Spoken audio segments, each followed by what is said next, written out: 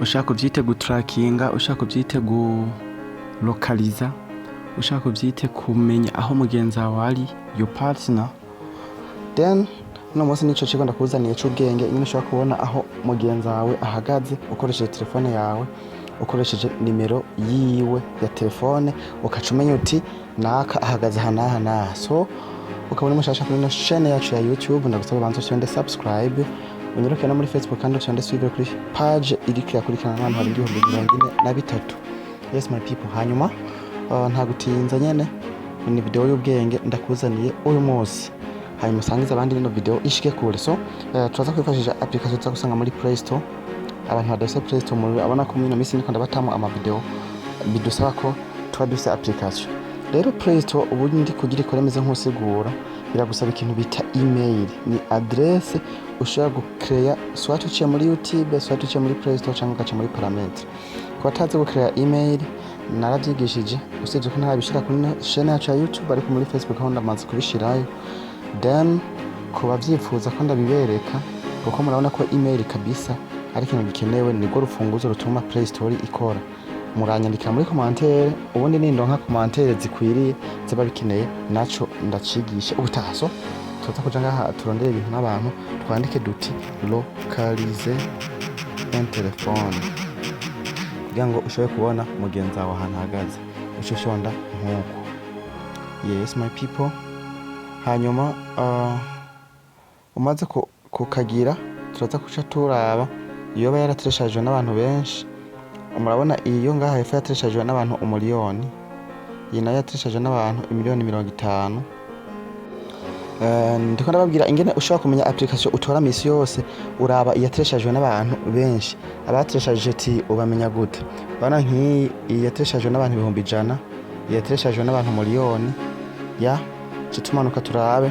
Bana nk'iyi iyi yatereshajwe n'abantu 1,50,000, abana b'1,10,000. Reka nkote cyo twitora iyatereshajwe n'abantu 1,50,000 mba kabisa ifite n'ama rate 7,600. Ama rate nayo no tutunyenyeri ifite 2,500. Urabona yuko iyi mubisanzwe abayikunze ni benshi, n'abayitereshaje urabona yuko ari benshi. Reka bari twebwe cyo twitereshagira bayita one locator phone tracker. Turabingene ndabereka ingene ushaka gutrackinga umugenzi wawe ukoresheje telefone yiwe. Yeah my people, stay with me until the end. Abantu bari kurankurikirana nari bamenyesheje, nari babwiye nta buhombe muzogira, nta nuko muzovyishuza, kuko kuri no chaîne muzohamenyera ubuhinga bwinshi butandukanye.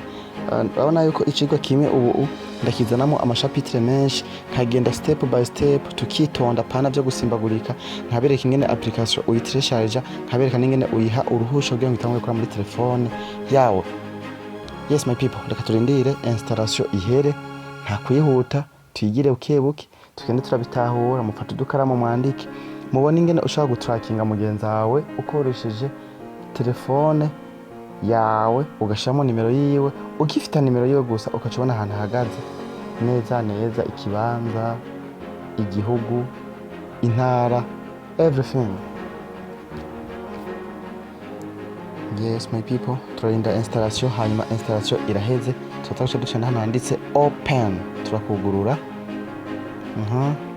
None nitumara kukugurura turindire iyi loading ihere, hanyuma yaza kugusaba ko ufite utumega dukora hose, ariko ubu abantu benshi ndazi bari kwakoresha amamega akora kuri byose.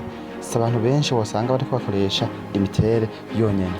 So uko turaza kuzuza ino application tugomba dukore registration. Ahambere tuza kuza dushire nimero yacu ya telefone. Je nimero yanje niyi, no ko bankeneye kuri WhatsApp ni mushaka kunyandikirako, igakora no kuri Telegram, igakora no kuri Imo. Murumva aho n'ahantu hatandukanye. Hanyuma ngaha naho baza gushiramo imyaka ufise kandi itari munsi y'imyaka 18, kuko uwemerewe gutrackinga, uwemerewe donc kurokaliza mugenzi we n'umuntu akwiza imyaka 18. Ngo je wereka nce nigira imyaka mfise y'amavuko yanje ni 18. Then you agree, hanyuma cyo dushonda register, hanyuma cyo dushonda while using the app. activity recording permission needed tugira okay, hanyuma allow. Yes, application yacu turaheje kuyiha uruhusha. Ubu njya ndaberekere rero ingene dutangura gutraka. My people, ni cigwa c'ubwenge, don't worry. Application yacu twahejeje kuyi configure, hasigaye ko dutangura gutrakinga inshuti, ababanyi n'abagenzi. Yes my people, icyo turaza gukora renga, murabona utu tuntu dutatu. Tugomba dutracking umuntu kanaka turabe ahantu ahagaze. Turaza kuza hano handitse send an invitation, turaza kuza tuhavyonde. Ugomba guhakinga gutraka, ugomba kubona uwo mugenzi wawe ahantu ahagaze, uco cyo ndakora aka kantu. Ndaza kuza ndagafyandika nkuko uko biraza kumera. Nza guca mba nk'umuje w'umuntu ngo bamuhakinge, mfise nimero yiwe kuri WhatsApp. Swat ukoresha email, donc ukoresha zino mbuga mu kumutracking, ukoresha izi mbuga zose ubona zaje ngaha. Wewe biravana n'urubuga rukorohera. Je nkoreka nikoreshereze WhatsApp. Yes, kanikoreshereze WhatsApp. Cenogurura muri WhatsApp business. Cenogurura muri WhatsApp business. Hanyuma ndaza kurindira. Murabona yuko nshashikira ku banwanyi mfise muri WhatsApp. Nshashikira ku banwanyi mfise muri WhatsApp. Nza guca ndaba rero uwo munwanyi kanaka ngomba gutraka, sivyo? Nawe nza guca ndaba uwo ngomba gutrakinga. Reka turabe wariwe no trackinga muri aba banwanyi bose. Reka mbere mbe burosheshe nandike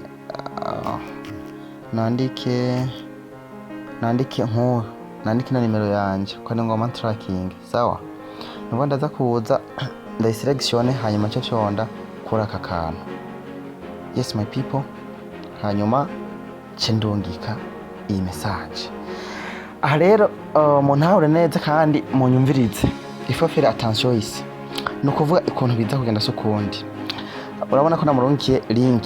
Umuntu tuza kumutrakinga tumurungikiye aka link. Aka link ni agafyondako. Direct jonza guca mbona ahantu hari. Ndaza kubereka ingene tubona ahantu hari. Urabona ndakirungikirwa nta muntu ari kubonago nyene direct ngo tukarungikira. Reka dufate ko ari undi muntu tuyirungikiye. Mugabo murabona yuko hari utujambo haruguru tuca tuza utu ngo twa one locator app. Donc umuntu genzi wanje yocabona yuko ari ibintu byo kumuhakinga. Utu tujambo ndatugumijeko. Uko biraza kugenda rero ndaza kuza nkopye ino link, sibyo? Donc bisaba ko utu tujambo ntadushiramo. Nkashanza nkuko ntabirongika nkuko, sibyo? Hanyuma nkacanda ndungika araka link konyene nkuko, sawa? Bomba bica bisaba yuko nkiyo hejuru ndayifuta komsa, nkayifuta. Nkacanda kamurungikira araka konyene canke kibiko byajya hakuno ubanza kagafuta. Ndashaka kucanza nkunga mu dustika, nkaca ndamwereka nti donc bucuronde akajambo akamotivation, akajambo kakamotivation kamukurura, kamukurura gatuma avyugurura ati raba ingene wojya amafaranga, raba ingene woronka ama MB ya gusa muri Lumikash. Ndiza neza umuntu ugiye ko agomba ronke ama mega ya gusa ategeza kuca akugurura acaza. Wa mugenzi wamaze kuza aza gucaza aca kugurura nkuko. Reka tufate yuko akuguruye, sivyo? Wewe akikugurura direct jeje guruke ngako yamfise rya application mugabo wewe siko biza kugenda. Wewe akikugurura direct baca baguha notification. Mwoje murabona notification bayimpaye. Baca baguha notification ngaha aha hejuru. Bavuga ngo you have, urabona right now ubunyene, you have received a new location update from my number. Donc ni ko yarije nayirungikiye. Yaba ari naka bari guca mu nyine kati baguhaye ahantu ahagaze. Aha nico bashatse kumbarira. Yes, nico bashatse kumbarira ko bampaye ahantu ahagaze. Ncanza ndako nkuko. Cyane kuri ka notification bampaye kugira mbone ahantu ahagaze. Munkurikirane step by step until the end, mubone uburyo biba bimeze. My people, bica byukurukira muri application yanje imwe nabaha. Bana baca banyereka neza wa muntu ko ari route sano, donc jewe nibereye ibugenyuzi kandi vraiment ibarabara ndiko nta zina rigira, urabona vyose ko bariko barabimbarira ni route sano ibugenyuzi i Burundi Karusi, si sawa my people. Donc urabona niko bace babinyerekaje ari nk'umuntu abana kakano ashana kugakoresha kurujya umuntu abari karaguhenda ngo bana ngo je ngo ndi mu mahanga atari yarisha yibereye mu Burundi, bace babikwereka direct. Bace bakwereka ko ari tariki 9 zo kwindwi 2024 n'isaha barayinyeretse ko ari 11:53 PM. Urabona ko video ndiko ndayikora ubonyene mu ijoro uko bigenda kugira ubone amasaha kugira bamubona ama image ameze neza ucana kuri satellite kugira ngo batwereke n'amafoto y'ahantu ari ucana kuri satellite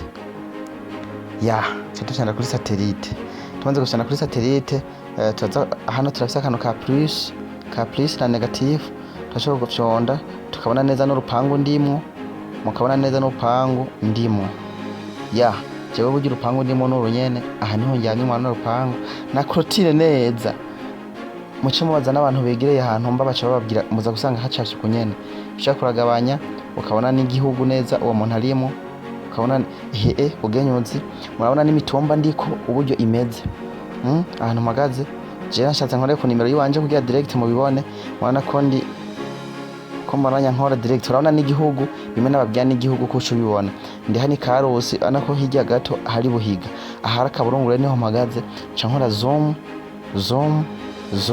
neza ukabona n'inzu n'urupangu ndimo ukabibona fresh urupangu nibereyemo nuru.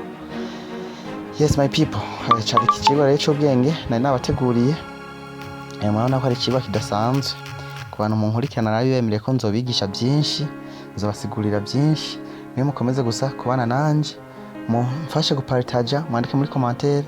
Thank you for watching.